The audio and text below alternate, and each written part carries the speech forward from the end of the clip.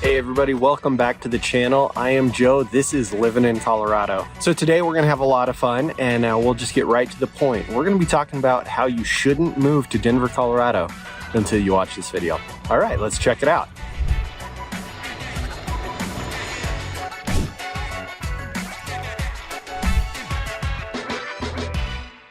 Hey guys, welcome back. As I said, I am Joe Benjamin. This is Living in Colorado. So if this is your first time to the channel, welcome back. Go ahead and hit that like and subscribe button.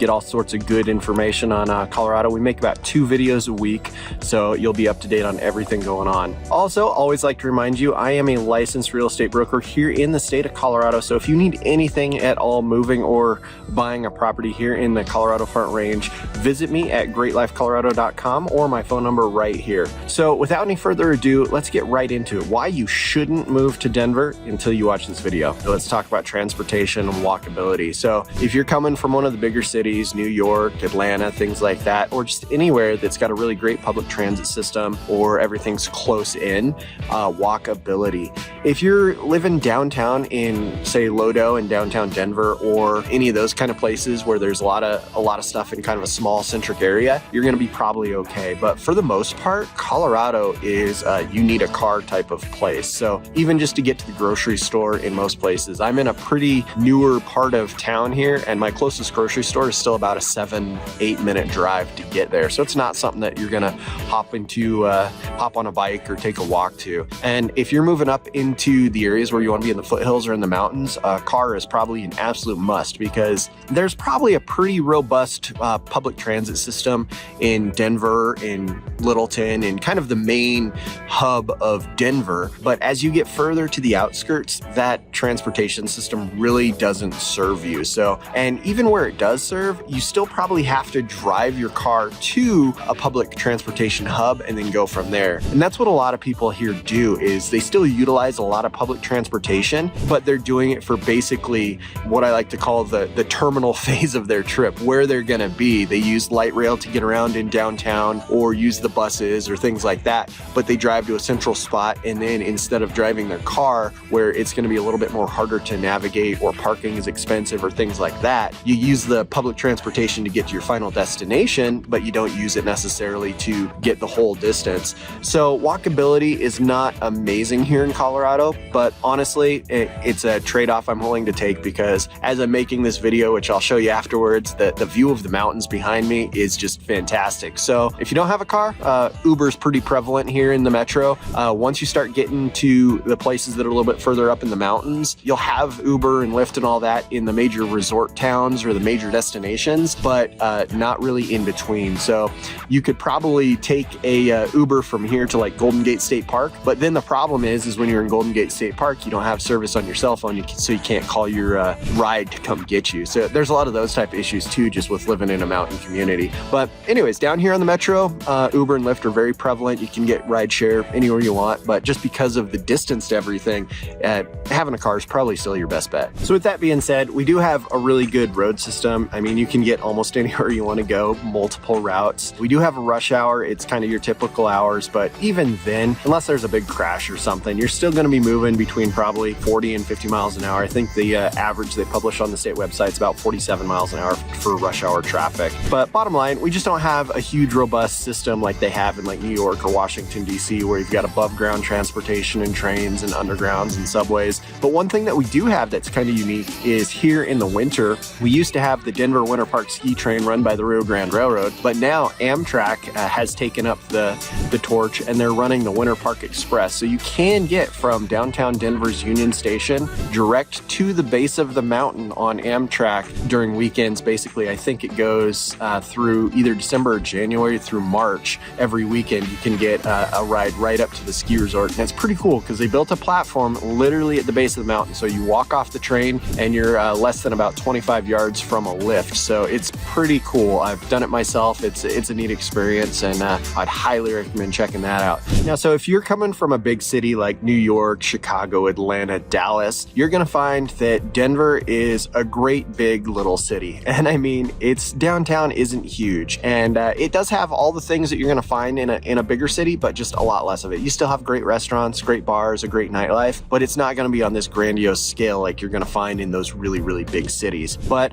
there's still a lot of great things to do. But that's really not why people move to Colorado. I mean, it is cool. The downtown district is really nice, but where Colorado shines is honestly getting out of town, going up and visiting some of our amazing state parks, going and visiting Rocky Mountain National Park, going and taking in the amazing vistas that our mountains provide, and really just getting out and kind of experiencing that Colorado lifestyle, which is really nature and geography centric, getting into the mountains and away from kind of the day-to-day grind of city life. Like I said, where Colorado shines is not in its downtown districts, whether that's in Denver or Colorado Springs or anything like that. It is up in the mountains getting those great Colorado views. Now, I will counter that. We do have some pretty cool downtown districts if you're looking for a different type of vibe. So just up the road from downtown Denver, we have Boulder, which is home to the University of Colorado in Boulder, and they have got a really, really cool college town vibe, all sorts of neat, unique indie restaurants, places to eat, things to do.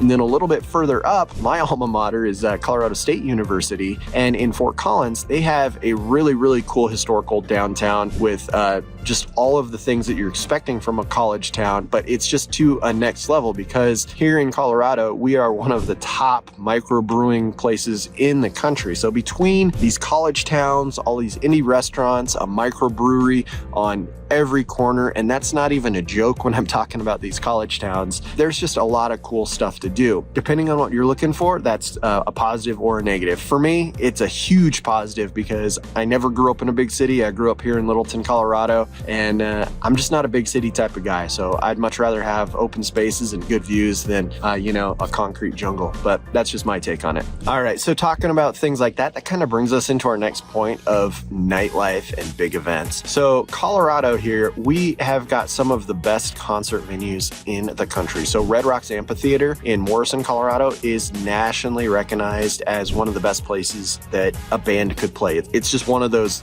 landmark places that all musicians really strive to get to, and it's just a really neat experience. Doesn't matter what time of year, that place is amazing. It's open to the public when there's not concerts, so you can go and run the steps, do yoga, all sorts of stuff, but the concerts there are just phenomenal, and it's an experience unlike anything you've ever done. So Colorado is really known for all of our outdoor activities, our concerts, things like that. We are far heavier into the outdoor events, the concert scene, the small craft brew scene than a lot of other places. So it's a different type of nightlife, a different type of vibe, but you're just not going to get those really high swanky bars and nightclubs and things like that you might find in other places that are frankly more suited to it than Colorado.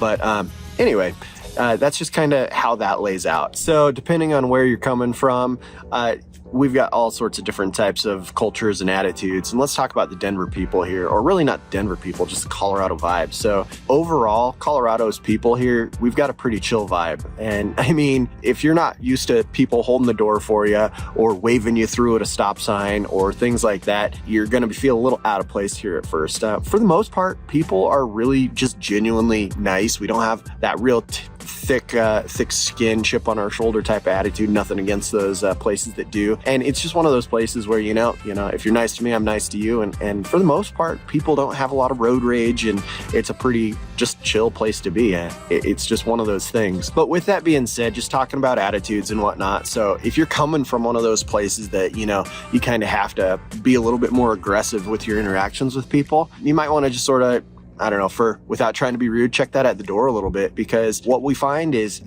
what I found at least is when talking with my clients coming from different parts of the country, is they're always kind of shocked at how open and easy it is to talk to people and make friends, and that level of competition and trying to be the big dog in the room just isn't really as prevalent here. And again, I'm not trying to disparage or make bad notes on any other part of the country. We all have our ups and downs and different personalities, and it's not a bad thing. But just here, it's just a little bit more laid back, and one of those places that's just a little bit different than other parts of the country. So let's move into the next thing here. One of the biggest reasons that most people move to Colorado. the outdoors. It's kind of what we're known for. So if you are not an outdoorsy type of person, then I'm not saying don't move here, but you're going to probably be missing out on one of the best features of moving here. So Colorado, and we also have all 4 seasons, and they're legit. I know a lot of the places in the country kind of, joke about that, but we get a real summer, we get a real winter, and we've got those great mild spring and falls. So if you're someone who doesn't like a little bit of snow every once in a while or things like that, then not a great place. But Colorado's known for the outdoors. I mean, we have Rocky Mountain National Park. We've got the Gunnison National Monument with basically